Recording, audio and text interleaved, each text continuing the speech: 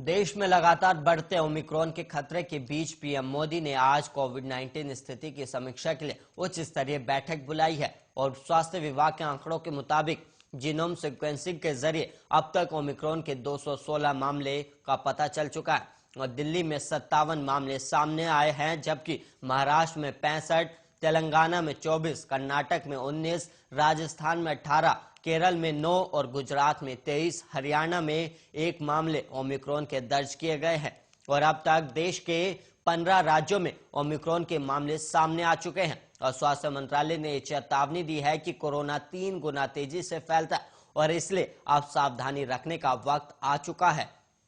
लेकिन इस खतरे के बाद भी देश में सावधानी नहीं दिखाई दे रही और यही वजह है कि केंद्र ने भी राज्यों को तीसरी लहर रोकने के लिए चिट्ठी लिखकर कहा है कि जिस जिले में 10% से ज्यादा संक्रमण दर हो वहां कंटेनमेंट जोन बनाया जाए और रात में कर्फ्यू लगाया जाए। शादियों और अंतिम संस्कार में लोगों की संख्या कम करने के साथ साथ बड़ी सभाओं में सख्त नियम लागू करने की सलाह दी गई। और लेकिन पीएम की बैठक में कई सवालों पर निगाह रहेगी। महाराष्ट्र में बुधवार को कोरोना वायरस के नए स्वरूप ओमिक्रॉन का एक भी नया मामला सामने नहीं आया और इससे एक दिन पहले राज्य में इसके 11 नए मामले सामने आए थे और स्वास्थ्य विभाग ने एक बुलेटिन में बताया कि राज्य में आज ओमिक्रॉन स्वरूप का एक भी नया मामला सामने नहीं आया और अब तक राज्य में इस स्वरूप के कुल 65 मामले सामने आ चुके हैं और इन सभी मरीजों में से 35 को RT-PCR जांच में नेगेटिव रिपोर्ट आने के बाद अस्पताल से छुट्टी दे दी गई और 1 दिसंबर से कुल 1,50,153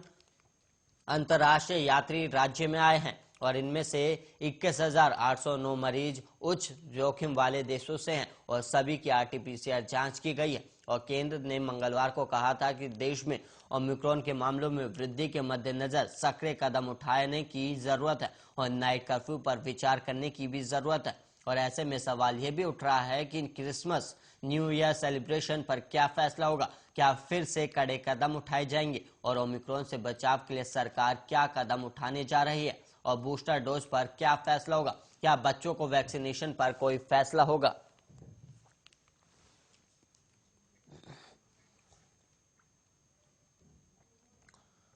और वहीं बिहार के मुख्यमंत्री नीतीश कुमार की अध्यक्षता में वाल्मीकि नगर जंगल में मंगलवार को आयोजित कैबिनेट की बैठक खत्म हो गई और वहीं मंत्रिमंडल की बैठक में कुल 13 एजेंडों पर मोहर भी लगी है और उम्मीद जताई जा रही थी कि बगहा को जिले का दर्जा मिल जाएगा, लेकिन ऐसा नहीं हुआ है और एक बार फिर नीतीश सरकार ने इस मामले को ठंडे बस्ते में डाल दिया है।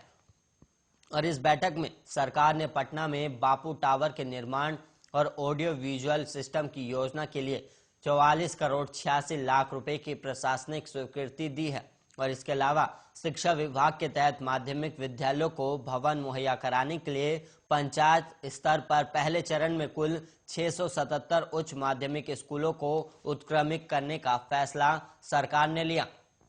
नीतीश कैबिनेट ने बिहार नगर पालिका नगर योजना यानी टाउन प्लानिंग नियमावली में संशोधन के प्रस्ताव को भी मंजूरी दी है और साथ ही साथ पटना के दीघा घाट के पास स्थित भारतीय खाद्य निगम के रीजनल ऑफिस के निर्माण के लिए प्रावधानों में बदलाव को भी मंजूरी दी है और सरकार ने पशु और मत्स्य संसाधन विभाग के लिए प्रधानमंत्री मत्स्य संपदा योजना के तहत केंद्रों के अलावा राज्य सरकार के योगदान के तौर पर 16 करोड़ 30 लाख 60 हजार की प्रशासनिक स्वीकृति दी है और उद्योग विभाग के तहत भोजपुर जिले में एथेनॉल प्रोजेक्ट को भी मंजूरी दी गई है और सरकार ने बिहार राज्य वक्फ विकास योजना अंतर्गत अंजुमन इस्लामिया हॉल के पूर्ण निर्माण के लिए 50 करोड़ 64 लाख 36 हजार की प्रशासनिक मंजूरी दी है और राज्य में सिंगल यूज प्लास्टिक उत्पादकों के विनिर्माण, आयात, भंडारण, परिवहन, विक्रय और उपयोग के प्रतिबंधों में एकरूपता लाने के लिए अब केंद्र सरकार के प्रतिबंधों के अनुरूप लागू किया जाएगा।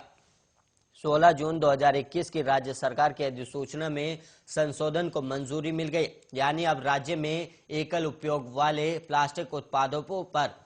प्रतिबंध केंद्र सरकार की अधिसूचना के तहत उसी तिथि से लागू होगा।